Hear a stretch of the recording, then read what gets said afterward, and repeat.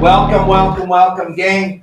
We got a really good guest with us today. Not that we don't always have a good guest, but my gosh, this guy's been running under the radar, kind of making some of the most incredible catches that we've ever seen.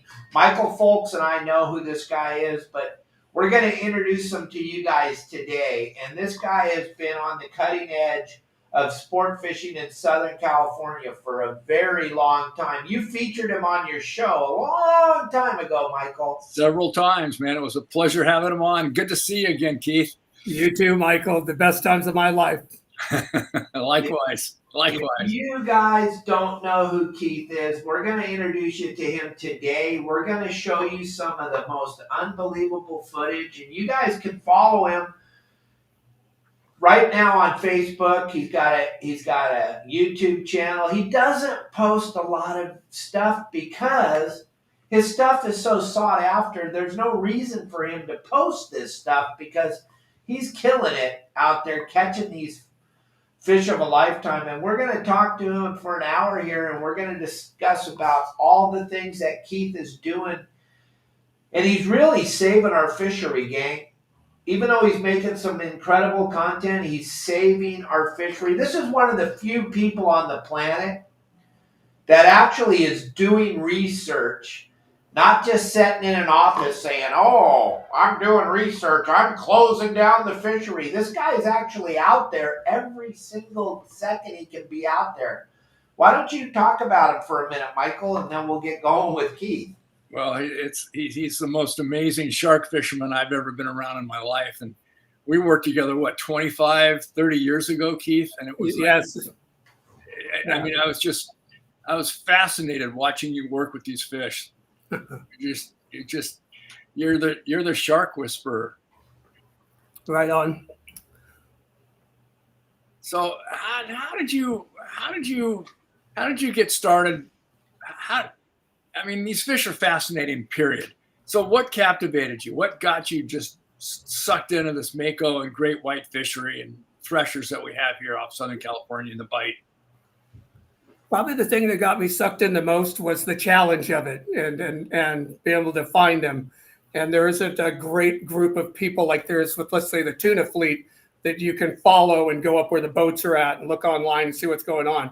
You got to go find everything yourself, and you got to make it happen yourself. And they move so much, so fast every day that it's like an aquatic Rubik's Cube. And I love to go out and be challenged. That's what sport fishing is all about for me.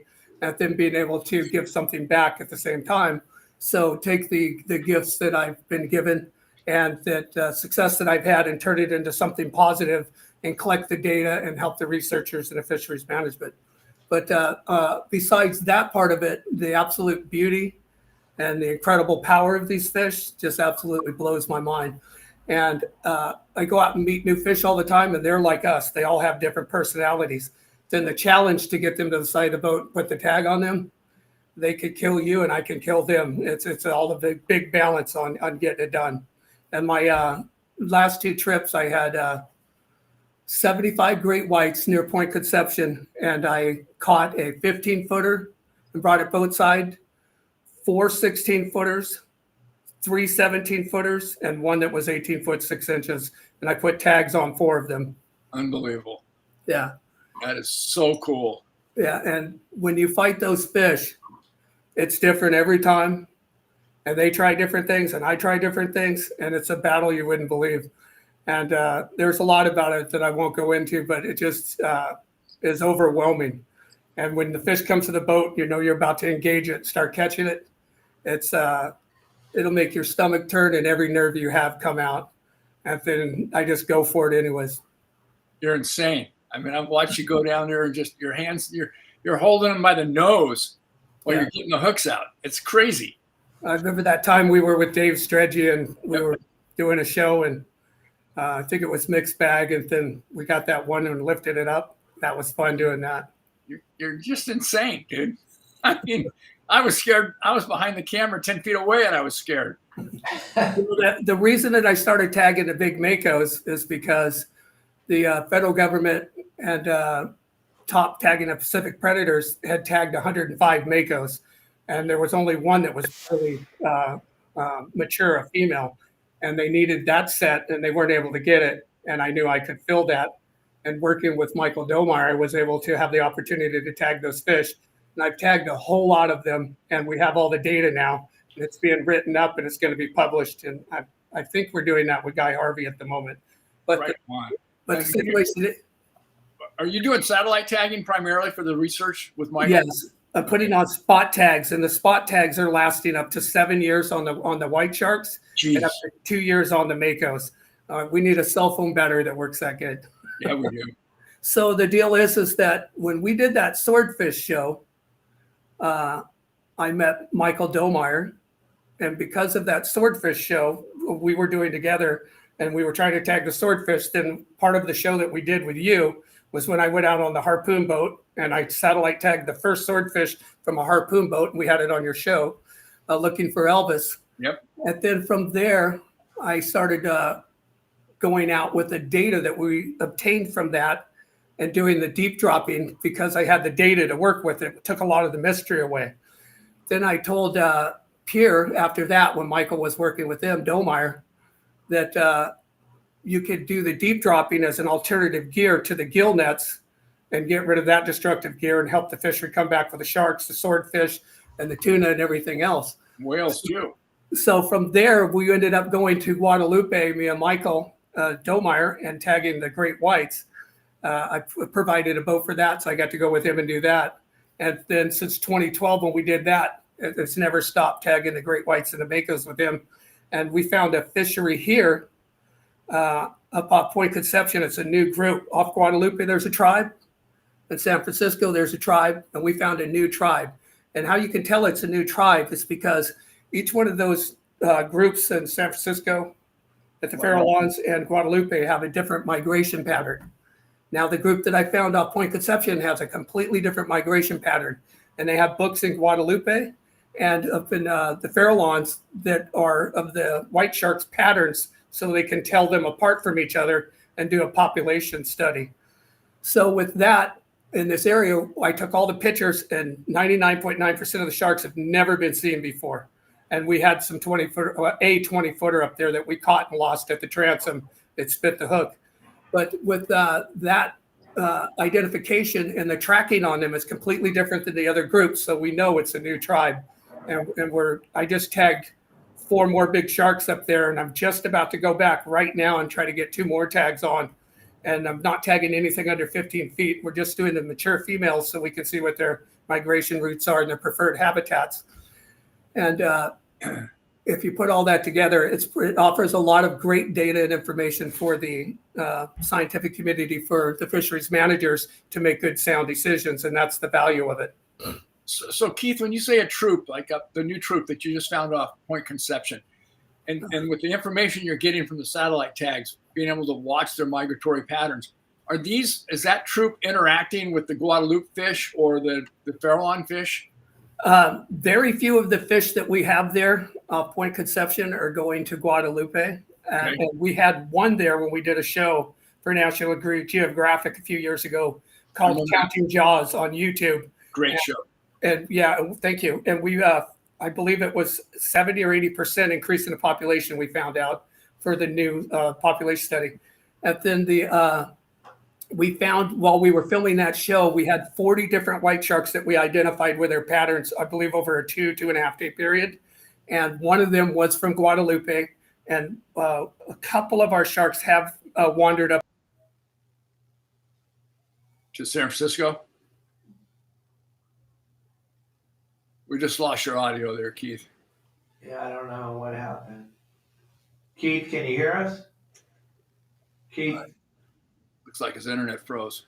He froze up on us. Yeah, one of the interesting things I want to ask him about when he comes back is I've been told that the Guadalupe white sharks, that they migrate all the way down and around into the Baja after they've spawned at Guadalupe. That there's a big course that they take, and they go down around Cabo San Lucas and then back up into the Sea of Cortez. So it's going to be really interesting to see how interactive these troops are between, let's say, the Guadalupe-based fish, the Point Conception troop, and the stuff up at the Farallones. How how much they interact. It's fascinating. And also, I want to talk to him a little bit about that deep drop stuff, the information he got on the deep dropping for the swordfish, because I'm still fascinated with those guys. Yeah, I'm hoping he's going to jump back on here again. Yeah, I think he just got lost him for a minute. Frozen. You know, the one thing I read on the studies that they'd done on the swordfish deep drop was that those swordfish, they come up for about 30 minutes every 36 hours. Oh, to digest their food? Well, they've digested their food. They're coming up to get rid of it. So they're so deep. Oh, to take a poop? Yep, they're so deep. There's so much compression that they can't take a crap down there. So they've got to come up, and they basically come up once every 36 hours to poop. And so when they're on the surface, they're not up there feeding. They're up there taking care of business. It'd be like sitting on the bathroom and having somebody try to feed you, and all you want to do is read the newspaper, you know. But it's the pattern was like almost an old style fort where they were down at between 1,600 and 1,800 feet all day, and then at night they come up to about 300, between 500 and 300 feet for 12 hours, and they go back down, and it's 12 hours in this pattern, and then once every 36 hours they jet up to the surface for a half an hour and then go back down. So I'm curious if Keith's information is the same that I've been taught, but it looked just like one of those old forts. You know, their patterns are just so absolutely, you know, sunrise, sunset, and then once every 36 hours they pop up.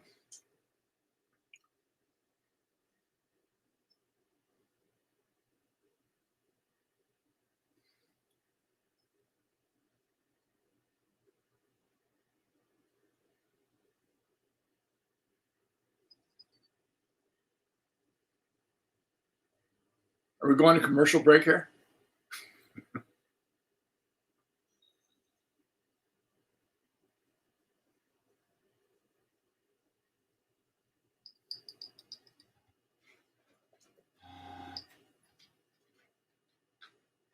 Can you imagine putting your hand down there that close to the mouth of a great white like that? No? You're muted too, David. Oh, I am. Damn it. Yeah. I don't know what happened to Keith. Hopefully he jumps back in here with us. Darn it. I'm hoping and praying and hoping. Let's see what's happening here. Check this video out real quick while we wait for Keith to come back with us. Let's see if we can watch this video real quick, and we'll bring Keith back in as soon as we can.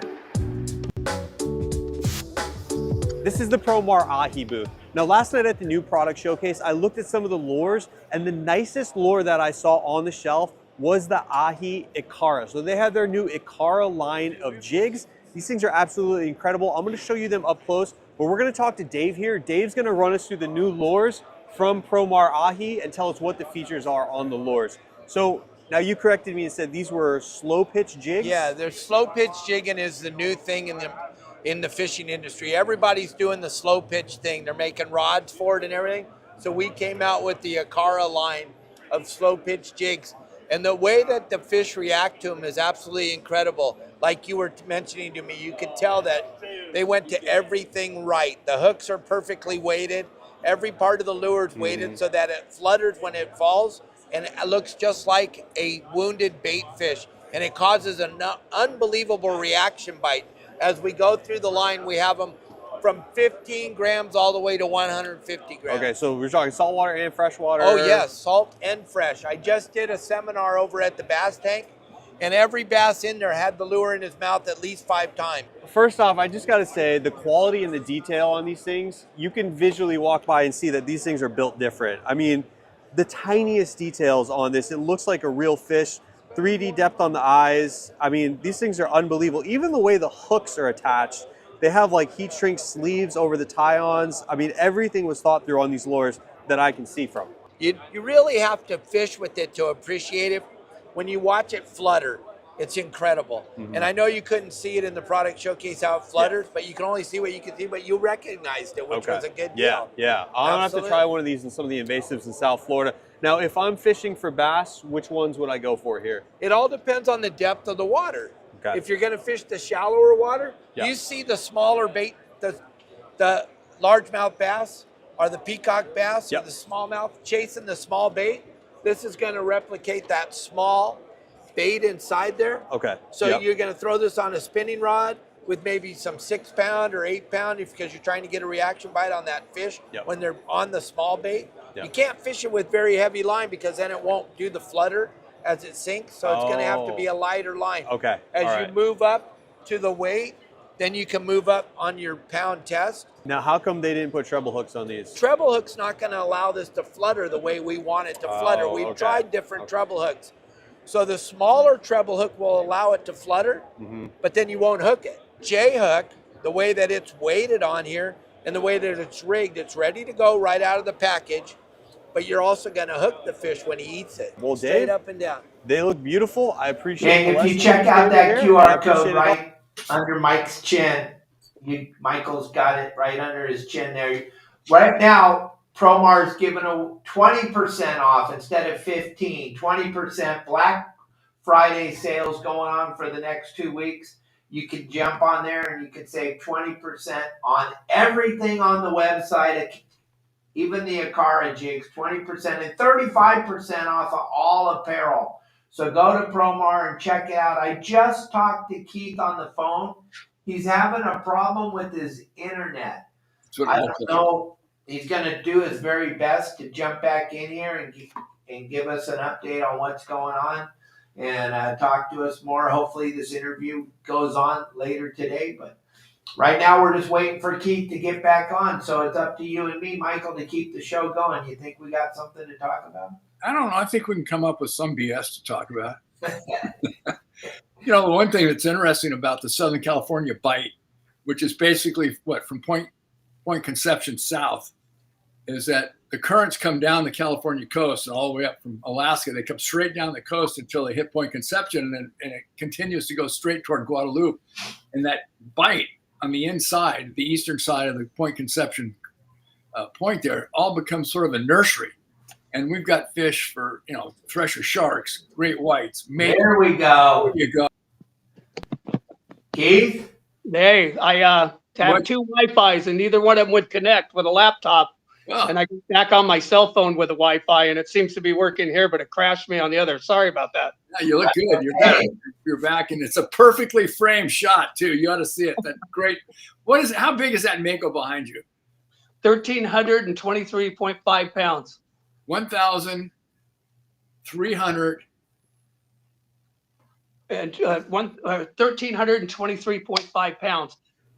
When they got the fish, when Matt Potter caught the fish, I talked to him and I set up the necropsy. And the deal was that he didn't really want to do it, and I talked him into doing it because I would make the mount. And then I had to go to Florida with the shark in order to make the mount. And I wanted to get all the research on it for all the researchers that wanted a piece of it. And the state and the federal government met me over at New Fish Hall with Kent Williams, and we did the necropsy part of it there. And then we sent out that stuff everywhere, and I drove it all the way to Florida, and we made the mount. Then I sent the spine to Rhode Island to do an age study. And they found out that the DDTs and the PCBs and a little bit of the mercury were hundreds of times beyond safe human consumption levels with all the dump that's been done off Palos Verdes and over by Catalina, and they're still leaching out today.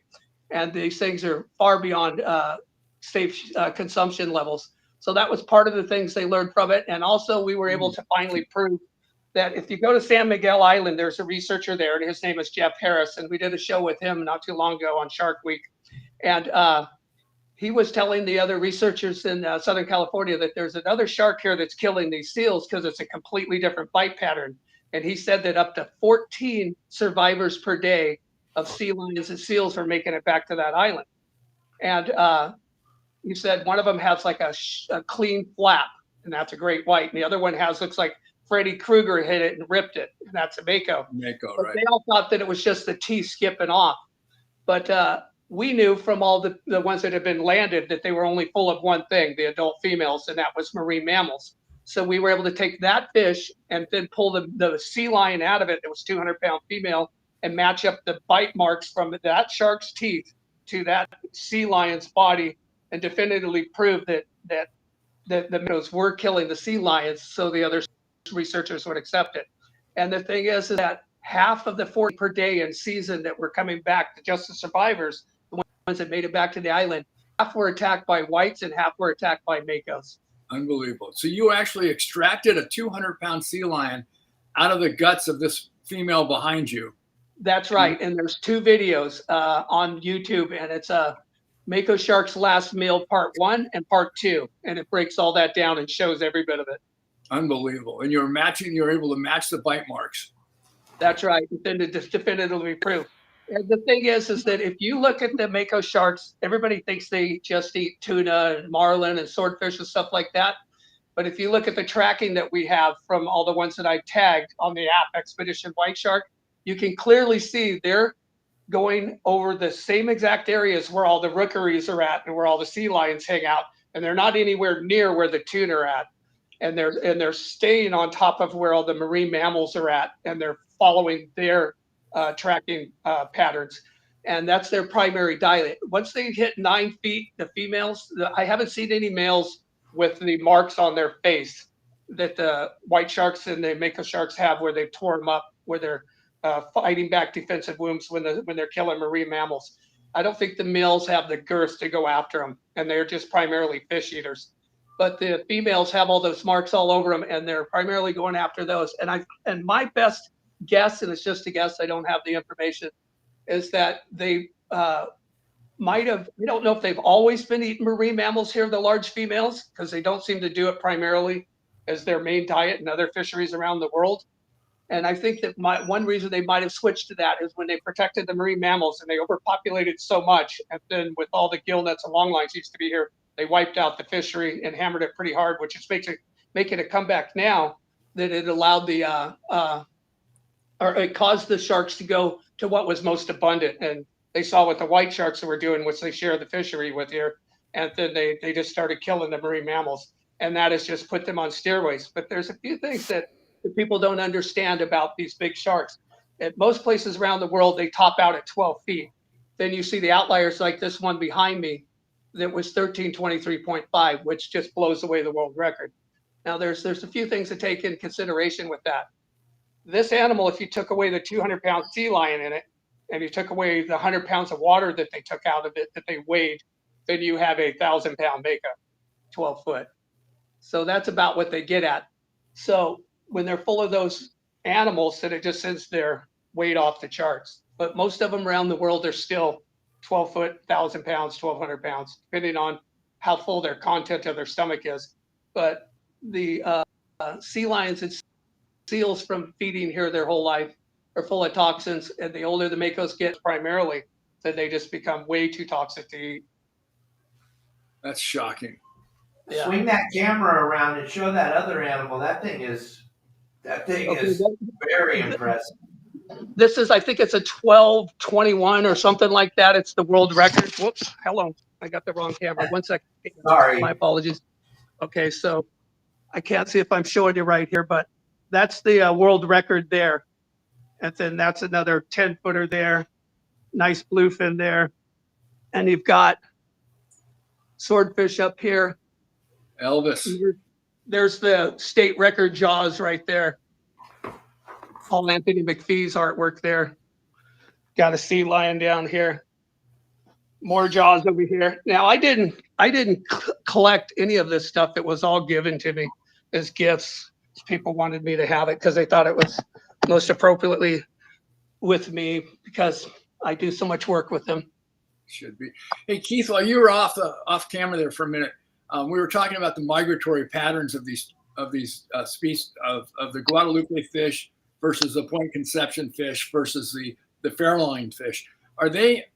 You started to say there was one fish that tracked down to Guadalupe, so they don't really interact. The troops don't interact that much. Yeah, the tribes that Michael has dubbed them and called them Domeyer. they don't seem to mix that much, and they have a different pattern. The one that I tagged, that I named after my family, Poe Girl, we tracked her for 7 years, and her tracking, she pretty much goes offshore when she's pregnant, we believe, and stays there for 18 months. And then she goes around Cabo and goes back up into the Sea of Cortez and stays a few months. Then when she's done there having her babies, we believe that's her nursery. Then she heads over to Point Conception and spends a few months killing seals and I believe getting pregnant there. That's my personal opinion. And then Keith, so she was a Point Conception fish that migrated all the way down and around the Cape and up into the Sea of Cortez to give birth. That's right, and that's the only place she goes to in California for the most part. There and Pismo and Morro Bay, and she basically just from Point Conception up to there, and that's it. That's her spot, and that's where she hangs out. And we think she's coming here and killing and getting nice and fat, all the marine mammals for a few months, and then getting pregnant, I believe. And those are all my opinions. They don't reflect MCSI, but Marine Conservation Science Institute. I speak for myself. But those are my opinions. Do you think, I thought for a long time the Southern California Byte was actually a nursery for a lot of these makos and great whites as well. That's right. And the large females that I've tagged and we're tracking, they're here basically from May till the end of September, and they leave 99% of them, and they go offshore. And I believe they're eating squid out there. And they go out there where the white sharks are at, halfway between Cabo and Hawaii. And they spend the winter there. Then they come back as soon as the water comes up, and they start coming back in. But the juveniles that they tag, the 105, they just show that they go up and down the coast with the warm water, the same as the juvenile whites. But Okay. Once these animals hit 9 feet, that's when they turn and start killing marine mammals. Interesting. Yes. Interesting. And they give live birth, right? Yes, absolutely. And I think the great whites are approximately 5 feet when they're born. And I was looking the other day, I was talking to a guy that was out with me tagging some great whites, Bobby. And I kind of came up with some quick numbers, and they don't mature until they're 30, and they live till they're about 70, I believe. Jeez. And once they're 30, they're 15 feet approximately, and they're 5 feet when they're born. So then you take that 10 feet and you extrapolate it over 30 times. I think the number was like 4 inches per year they were growing. But once they reach maturity, that growing slows way down. And they usually top out around 16, 17, 18 feet. Then they just start getting fatter, fatter, fatter. Unbelievable. Yeah. It's just such an amazing species. Yeah. And the really cool thing about you, Keith, is that you're out there doing it, where we get most of our science from people that think that they know. You're out there actually doing it. So we want to know what you know. I say that all the time as we listen to these people at the Fish and Game Commission meetings that have never gone outside before, that they make the decisions. The 5 people in that meeting make the decisions on what we're going to get to do.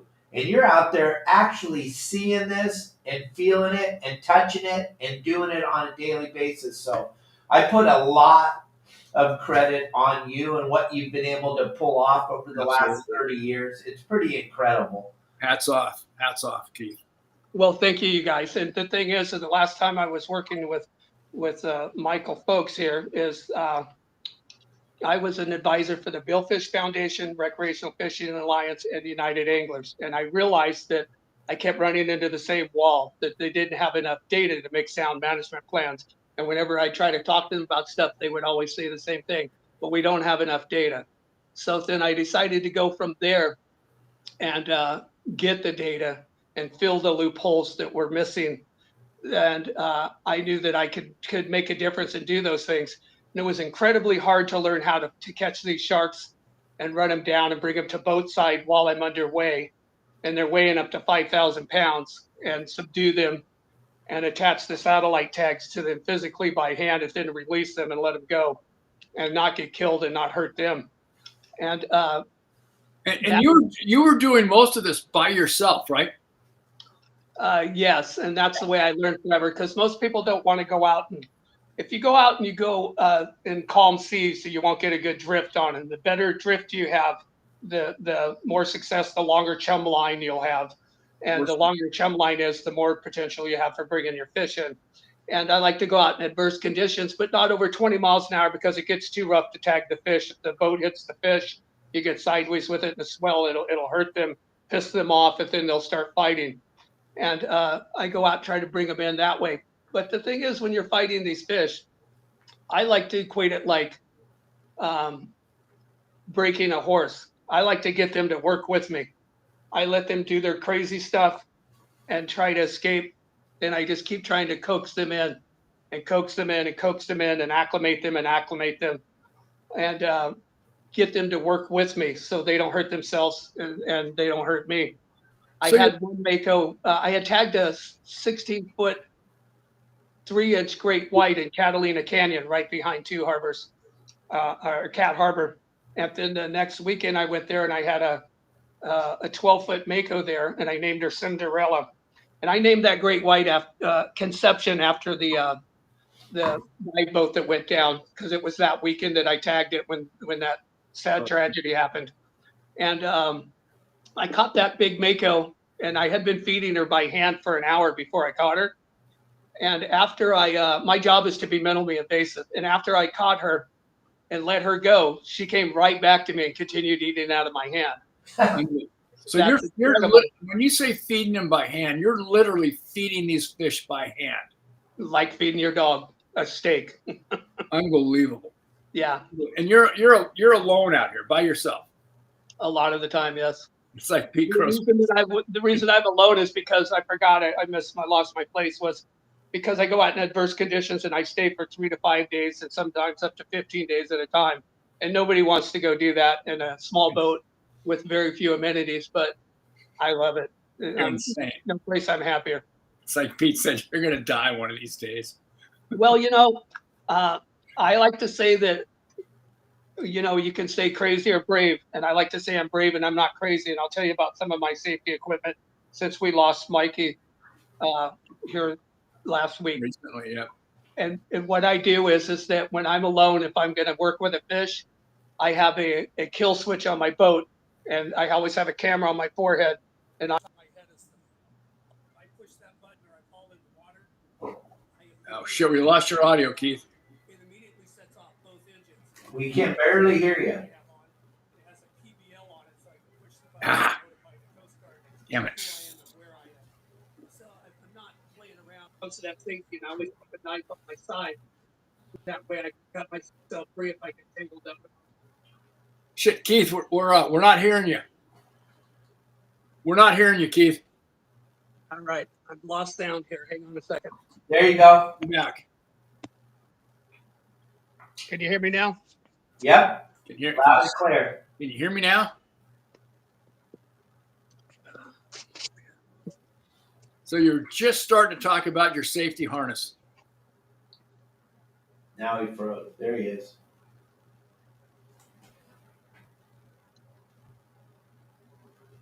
I don't know what's going on, gentlemen. That's good. We can hear you. I can't hear you. We hear you.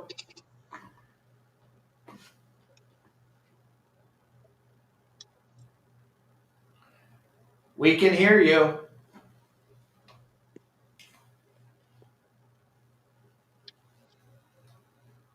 God, he's got so much to talk Hang about. on just a moment.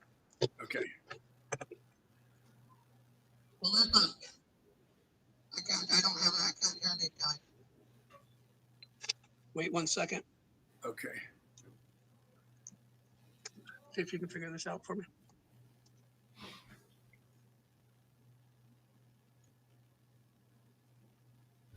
That is a wealth of information, isn't he, David? Oh, this is so cool. What was the No. problem? On default and stuff. I mean, the fact that Hey, we sorry, guys. I'm back now. I can hear you again. Okay, good. we got you too. So you were just starting to talk a little bit about your safety equipment. Yeah, I have that fob on top of my head that has a kill switch to both engines, and it shuts both engines off immediately. If I hit the water, I push the button, and that's my camera there, and it has a harness on the top. Then I have a life jacket on, and I have the PBL on it. That way, if I go in, I can push the button. It tells the Coast Guard who I am and where I am immediately, and they'll call my wife And also, I keep a knife in my pocket on my side so I can cut myself free if I get pulled over. Unbelievable. So that gives me triple redundancy to save my life if something goes away awry and I end up in the water. Talk to me a little bit about, like, you're hand feeding this fish for you said you fed her for about an hour before you hooked her to bring her in. And are you almost like sort of like coaxing him into the boat? You're not like slamming a hook set into him and then button down and just, you know, rail bindo and mono to get that fish in. How are you coaxing these fish into the boat once they get off that initial resistance to the hook? What do you do then? How do you guide them into the boat, if you will? Well, when one of the trips I was on this season earlier around June, I had 15 adult female mako sharks at the boat at the same time. And they were all 9 to 12 feet. And I was feeding all of them and keeping them around the boat. And they're all competing with each other and fighting with each other and tearing each other up. I had one come to the boat this season, a video on my Facebook page. And there was a great white there and a smaller male mako there, 9 foot. And that great white and that 9 foot male mako attacked the 12-foot mako and tore its sides up and bit it by its tail and everywhere else because the mako was blind in one eye. So it was vulnerable on that side. And they kept attacking it and taking advantage of it because they're savage and nature is not kind. But when all those fish are at the boat, they're fighting with each other and they are like a dog with a bone. That's their bone. The boat becomes their bone and they're not letting go of it. They all fight over it. And when I'm feeding them, they want the food and they come right up to the chum bucket and they're at the chum bucket and they're hanging around the boat. And every time one of them comes to the boat, it's coming there because they're not scavengers. They kill stuff. And if it's not alive, they usually won't, they're not interested in it. And so they have to kill everything every time they eat with their face. So every time they come to the boat, they're amped up and they're supercharged and they're tearing everything up, biting the boat, biting the buckets because they have to kill to survive. So after about 15, 20, 30 minutes of that, they're all different. And I'm feeding them. Then they realize they don't have to be in that boat anymore. Then they calm down and you get to know their personality. Now I'm sitting there and I can touch them while I'm feeding them. Unbelievable. And get to know them a little bit and get them to calm down and realize I'm not a threat and they don't have to fight for the food. And they just start coming up and they stick their head out of the water and open their mouth like, give me some more, like a dog would. Unbelievable. So once I get them to not be afraid of me, then I'll slip them the hook in a bait. Then I'll try to make it as I won't back that dog in the corner, put it that way, that aquatic wolf. And I'll try to get them to work with me and just slowly work them to the boat and not get all aggressive with them. It's like if you're trying to convince somebody to be your friend, you don't sit there, beat them up and shove them around. And I don't try to do that. I try to just work with them and get them to come to the boat on their own, the path of least resistance. Have you ever been able to place a satellite tag in one of these fish without having to bring it to the boat, just via the hand feeding technique? I just saw a video of a guy on the East Coast. He shot with, I think, a CO2 canister, a tag and a great white dorsal fin, and it's stuck in there. So we may have some new stuff coming. But I developed a tag that you could take, and if you just go on the dorsal fin, you go like that, that quig of the tag is attached. Jeez. And I developed it so I could do it without capturing them when they swim by. So I have one. That to me would be ideal data because you're never having to do battle with them. That's right. Be a minimally invasive. And I love the fight and the bravado of it all.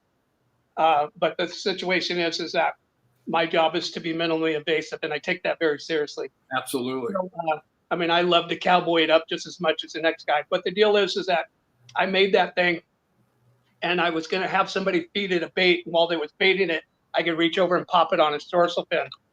I made it and it stayed on 30 days, and that I'm aware of. And then I was going to go further with it, and Michael was going to get an amendment for their permit so I could do that. He never followed through, so I never pushed it any further. But it can be done, and I think that's the best way to go. is to not beat the fish up at all, because it also interferes with their tracking because they have capture shock. But one thing I've noticed about like these giant great whites that I just tagged that are over 15 feet, the 216s and 217s, is they're badasses. And even though I've captured them, they're just like more pissed off and perturbed about it than anything else.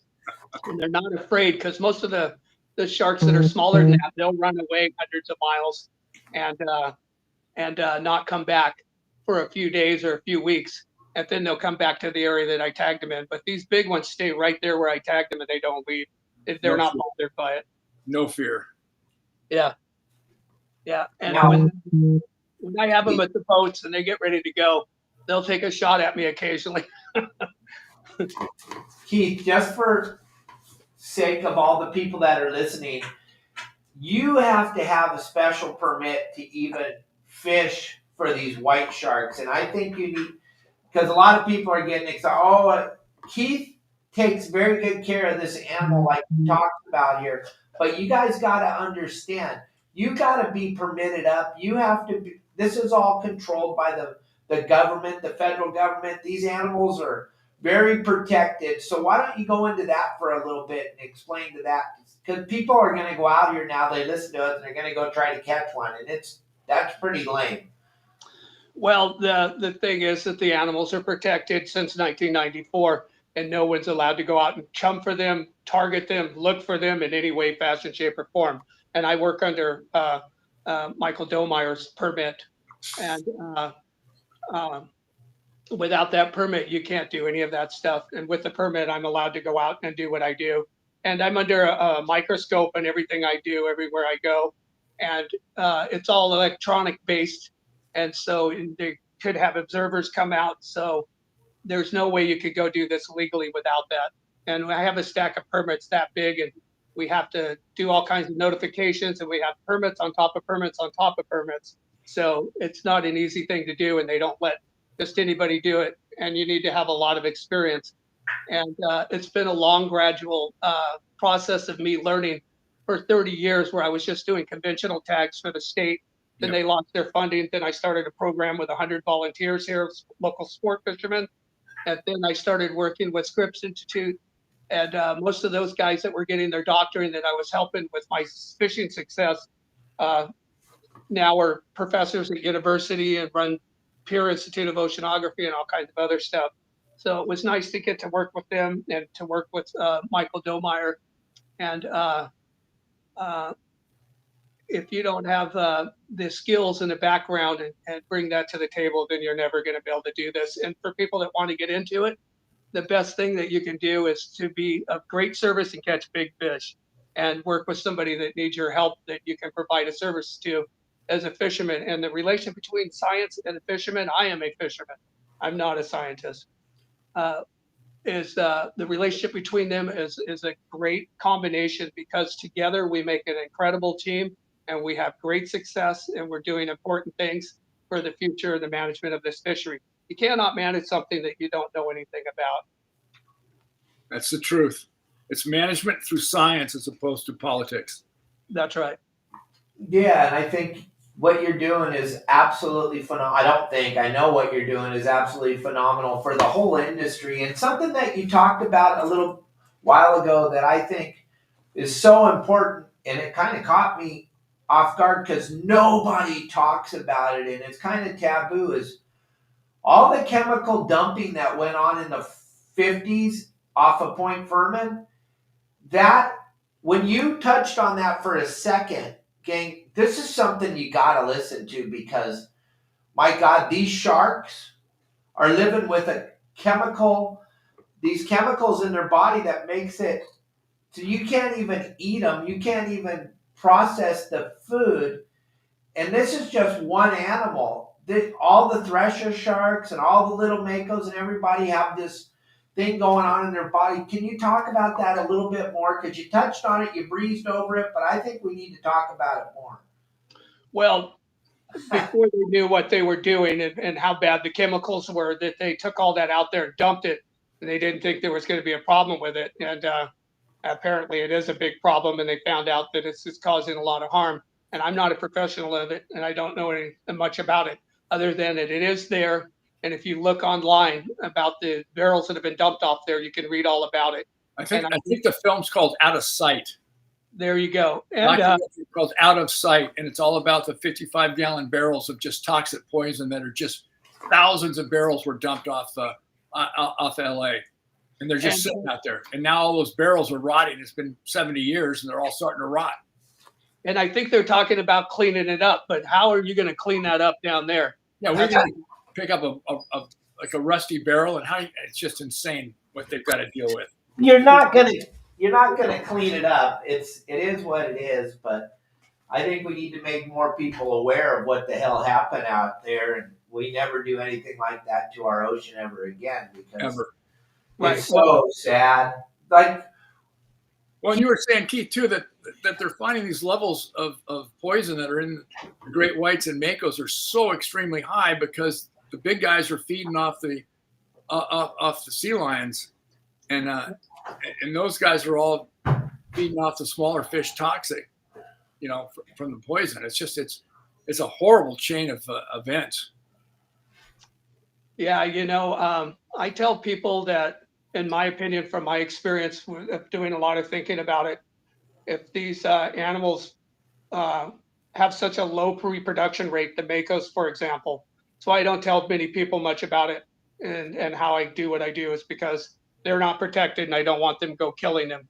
And guys were killing them just for their jaws, and then giving the meat away to the soup kitchens because you can't throw away a sport fish. It's not legal. So the thing is that they were poisoning the people at the soup kitchen, so they stopped doing it because the meat is so poisonous. Now then, if you have an animal that can't reproduce until it's 9 feet, and it's too toxic to eat once it's 9 feet, and most indigenous species are allowed to reproduce before harvest to have a responsible fishery. And we do that with most of our indigenous species, but not with our pelagic species. But these pelagic species are more susceptible to overfishing. So once they have been allowed to reproduce, and then you would harvest them normally, like most indigenous species, they're too toxic to eat here. They're killing the overpopulated sea lions as their primary diet, so they would be better served to be left alone, in my opinion. And that toxic stuff goes to every species that's here. right. And you doing this research and you understanding what's going on, there's like a fence, if you will, at Point Ferment where we see the tuna, we see all these fish come hauling ass up the coast, and then they get there and they go, and they slam on the brakes, and then they swim out. Yep. That water is so. I'm sorry to blow the lid off of this thing, but that water is so toxic. If you look at a chart plotter and you look and it says the dumping grounds right there, and that's where they dumped. They didn't have landfills back in the 40s and 50s. They used the ocean as a trash can. And there was Tin Can Beach when we were little kids. And you look at that swath of water right there, that's where they dumped all these barrels. That's where they dumped. And I don't want to say the chemical companies because we don't want to get sued right here, but that's where they dumped all this stuff, gang. And it's just a tragedy to think of this stuff going on right now.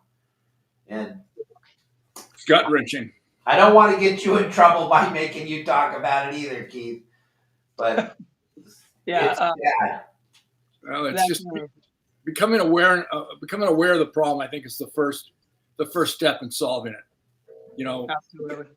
Becoming aware of the situation and then figuring out what to do to fix it. But those cans, those 55-gallon drums, are just seeping poison 24/7 as we speak. Well, they already all that poison's already seeped out of them. It's over. If you're eating fish from this fishery, then it would be wise to look into what you're consuming. And if you don't know about that, then just look it up online and Google. It's there. Because makos back in the day, they were one of my favorite eating fish. Yeah. They tasted like a swordfish. Yeah, and that's been ruined. And that the importance of, so people understand why I'm doing the research I'm doing, the East Coast is closed. You're not allowed to catch makos there anymore. What a fantastic sport fish.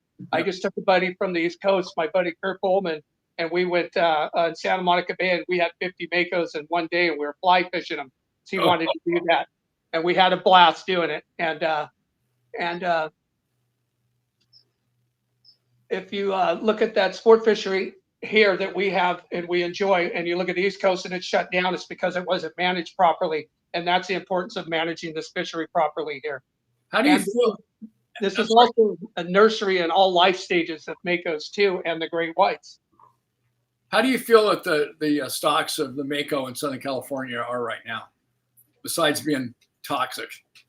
Well, I'll tell you, I don't like to trash on things, but the gill nets were wiping out up to 83% of bycatch, and they were hammering the sharks bad. And since they've been greatly reduced in numbers, we've seen a big comeback on the great whites and the makos. I think they're doing just fine right now. Good. And I don't think there's a problem with them, but still they're not safe to eat. And we don't want them collapsing, and they're very susceptible to overfishing. And it's really nice to have the great whites making a comeback. Most people don't get to see them because they don't know where to go or how to catch them. And I do, and I just can't believe how great the fisheries come around. I never thought I'd get to work with them or see them. And since I worked with you, Michael, I've had that whole world opened up to me. And this fishery is absolutely incredible. The amount of great whites that we have here in makos, if you know what you're doing and how to go get them. And unfortunately, with them not being protected, the makos, I can't share a lot of that because people abuse it. And I found that most sport fishermen, when you give them the information and the education, they do the right thing. That's all they need is the right information. Yeah, that's always been a big thing with you, Michael. And we're all in that boat. And we love this fishery. And most people don't realize how much sport fishermen contribute to conservation. And it's not just about killing stuff.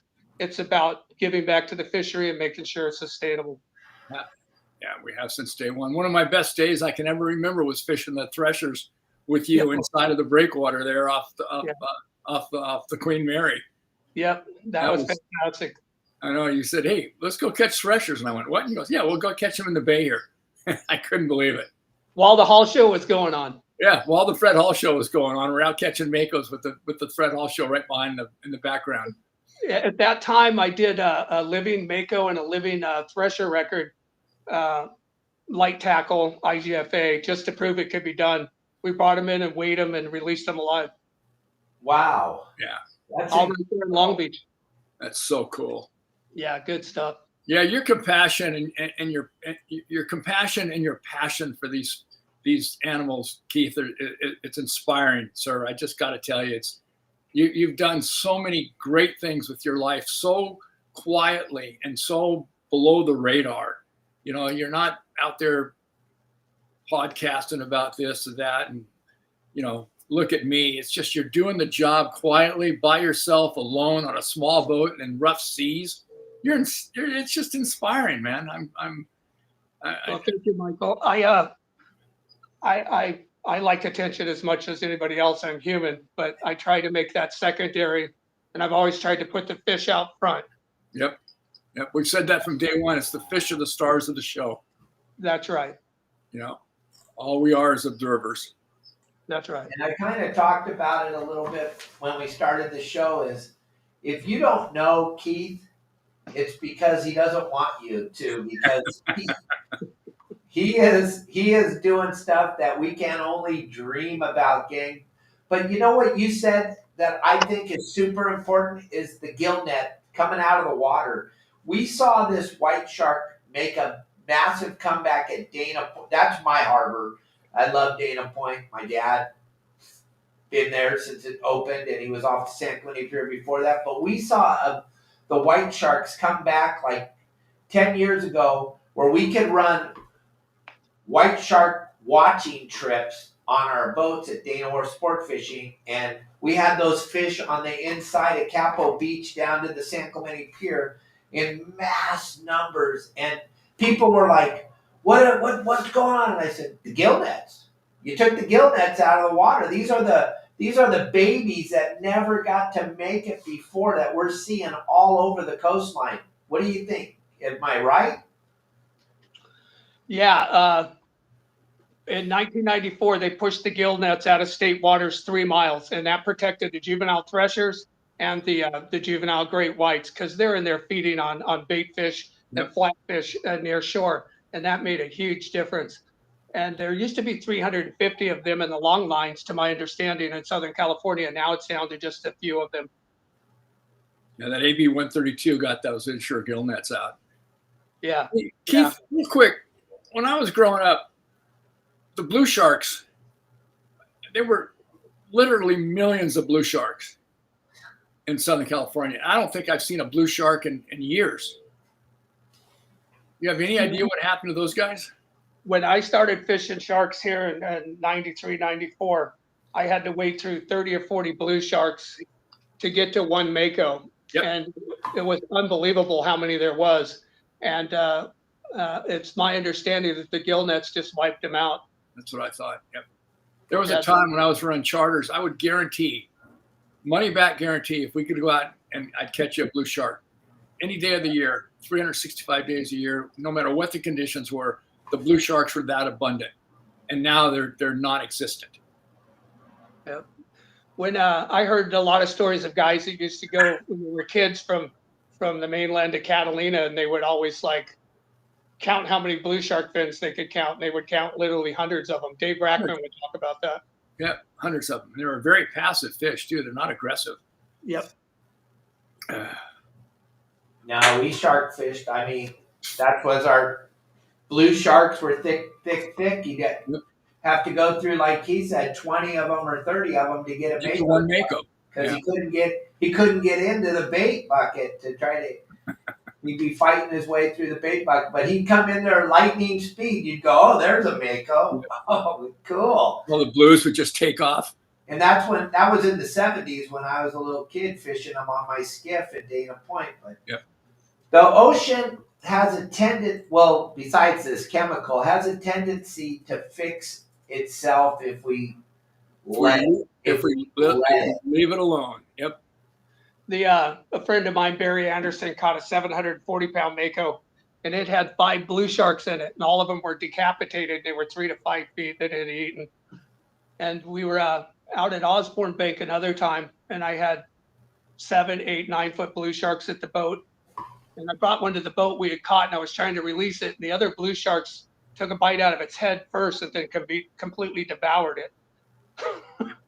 And a little while later, I looked to the bow, and there was a giant bioluminescence coming, and it went under the boat, and all the blue sharks took off everywhere. So a lot of good times with all the memories. Yeah. And then I think another thing you were saying is about the shark fishing, going out with you. People don't understand. He's going to wait. He might have 20, 30 sharks around his boat, but he's waiting for the one that he's going to put the tag in that's 18 feet long. You guys don't understand. You're not going to want to go with Keith because you're going to be pissed. You're going to be sitting there going, why? Because we're here for a reason. And we have X amount of tags, and we're there to do a job, right? Right. And the task that Michael Domeyer's put before me at this point is to only tag mature females, 15 feet up, great whites. Now, where I'm working at, the current has to be right, the wind has to be right, and you got to line the boat up with a chum line so that the sharks come up the chum line and swim down the side of the boat.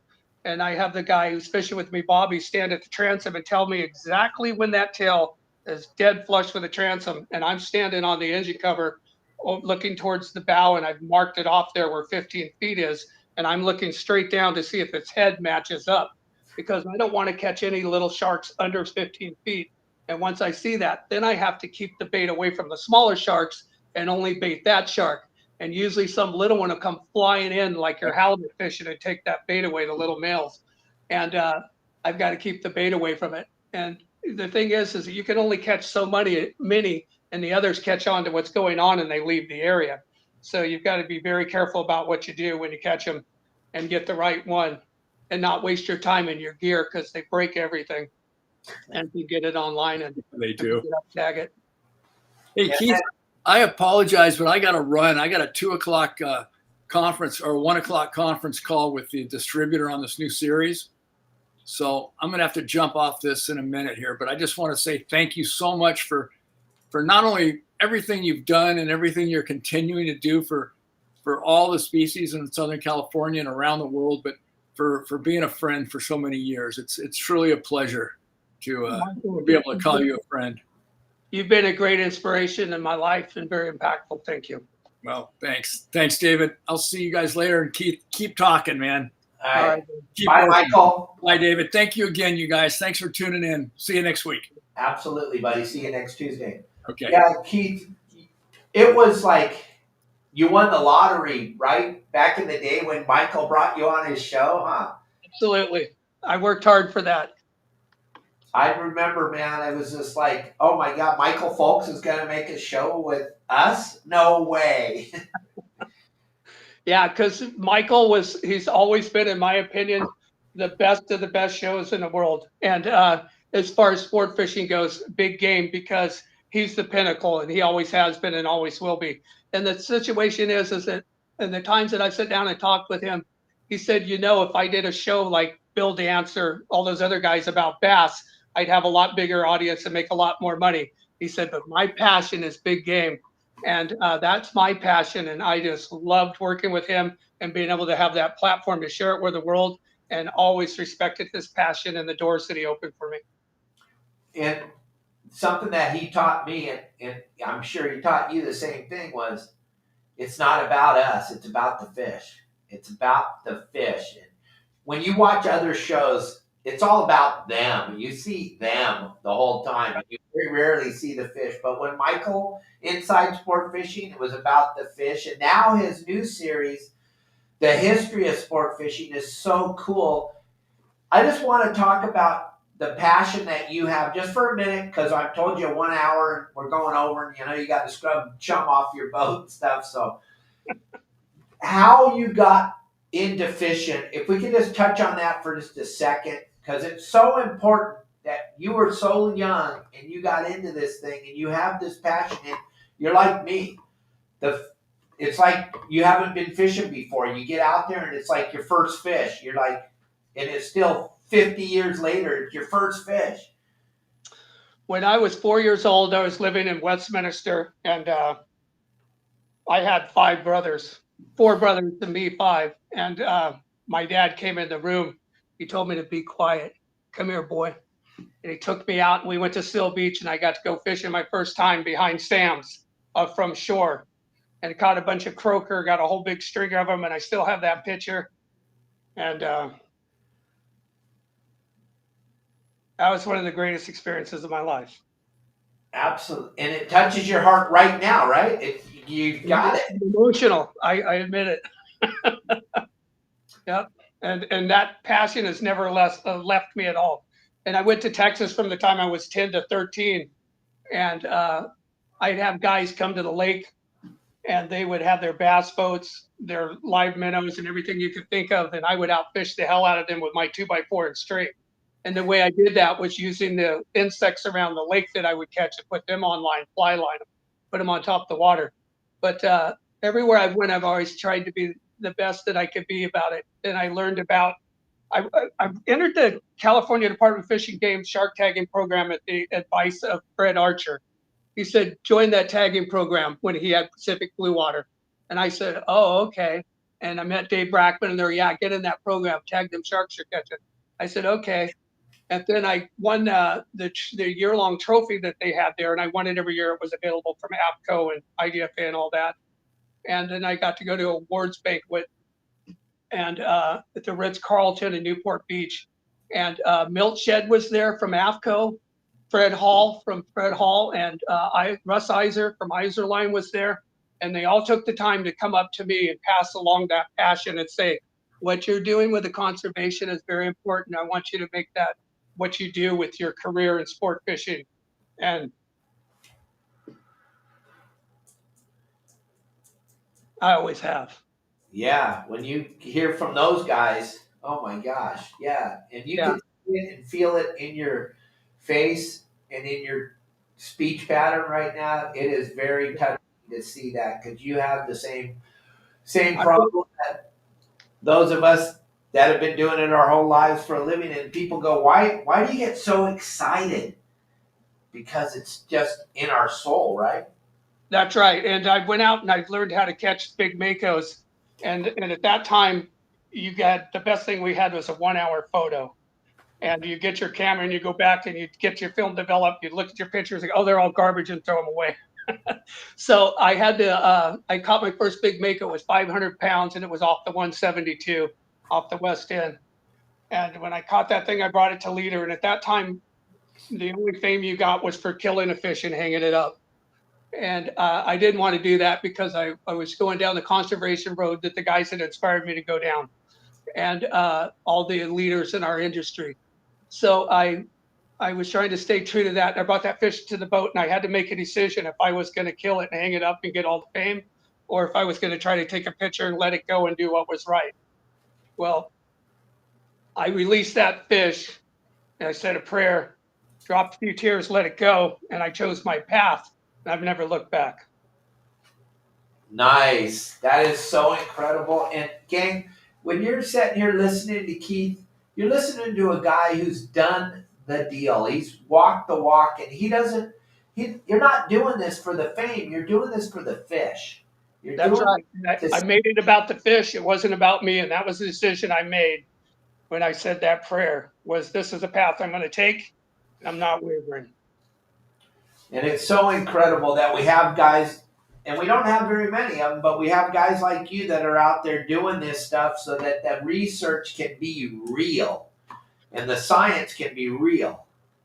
I've been blessed. I've caught a 1,500 pound mako. I've tagged 35-foot basking sharks. I've caught with Dave Brackman a 19-foot 6-inch thresher shark, and I've brought 20-foot great whites to the side of my boat, and I've caught the biggest fish in the world on my boat, and I make it about them, not me. That is so cool, and I hope that you'll come back with us and share some more stuff with us as we go along here on this journey. The number one thing we want to promote today is keeping this fishery real and honest and not going out there and abusing this. And because you heard so many great stories from Keith today, I know you want to go out there and you want to do this, but respect this animal. He said something that really caught me: 30 years before they have a baby. That's crazy. That is a crazy number for a mako. 30 years before they have a baby. How long before the white shark has a baby? Okay, it's 30 years for the great white. A mako only lives to 30. And a mako female can only reproduce at 9 feet, 20 years old, and she only lives to 30. She only has a few pups every other year. So she's only having a few babies in her whole life. And the current regulations that we have are that you can kill any size 2 per person per day, which is absurd. And it should be like most indigenous species, allowed for reproduction before harvest. And then you don't want to harvest them because they're full of toxins at 20 feet. So right, are 20 years old. The way I look at our fishery, Dave, is very simply like most guys that have inspired me to look at it. You get so much out of this, give something back. You can't just completely take from it. You have a responsibility to manage it properly. And I take that very serious. And I think you just taught a lot of us a lot about these 2 animals that there seemed to be a mystery for most people. I know I had no idea. And it'll be a long time before I take another mako, whether it's a big one or a little one. I don't think I'm going to be able to take another one because you're always going to be in the back of my mind telling me that. And before you came on the show today, I had a different mentality about this fish because makos are so good to eat and they're so fun to catch. But my God, if we don't take care of them, there aren't going to be any. That's right. And imagine the fishery about being able to see them and how cool they are. Right. And they're just so bitchin' when they come swimming in on the tuna bite and they just come in and they just explode on that yellowfin tuna or that bluefin and they just take that chunk out of it. And you're like, how did he get? And he took a chunk that he just cut it with a pair of scissors. And just like when I was down at Guadalupe and we were catching big yellowfin and the white shark comes by and you don't even feel it. And then you just wind up this head and it's just perfectly cut, and it's the fastest.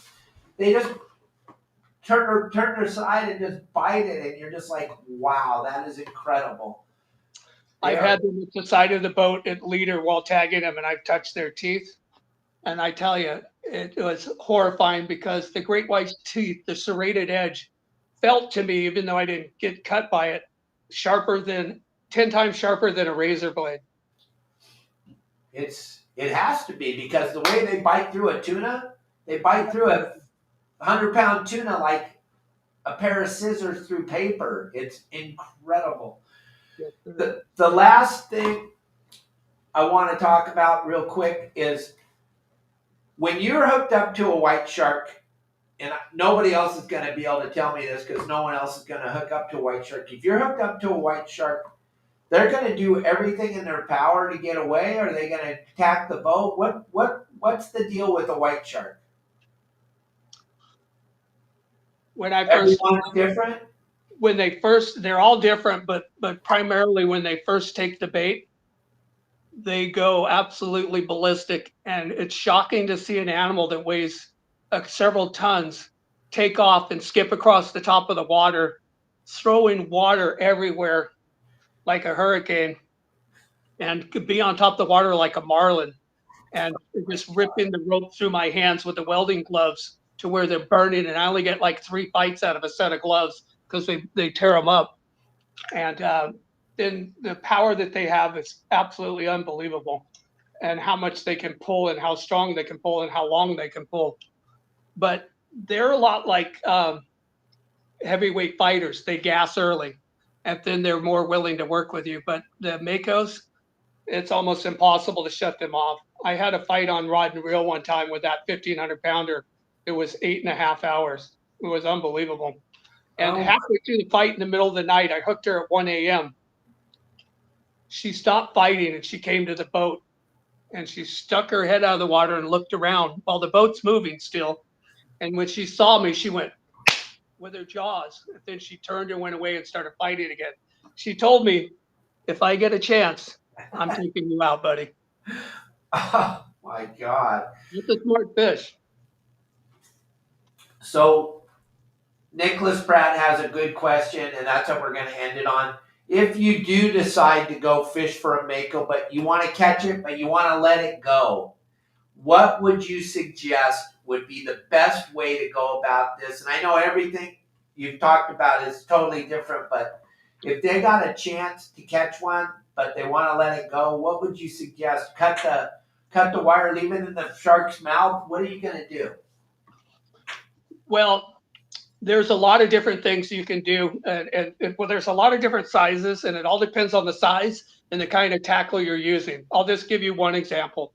I was with my grandson, Chase, and he was, I think, 5 at the time, 5 or somewhere right in there. And we went out by Santa Barbara Island, and there was a 9-foot male mako there. And I had just built a rod with Pete at Just Fishing, and I had an accurate 80 STW, and I had set it up for stand-up, watched Dennis Braid's videos and stuff, and made sure that I was really dialed in because I was going to do something that was incredibly dangerous.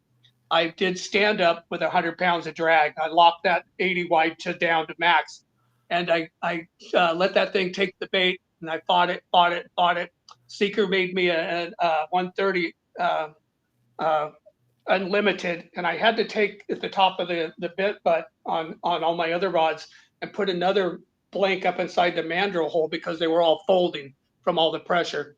But I stand up and started fighting that fish, and I was leadering it by myself too, with my grandson watching it. I have a video. It's on my YouTube page or my Facebook page. And I fought that fish and brought it to leader.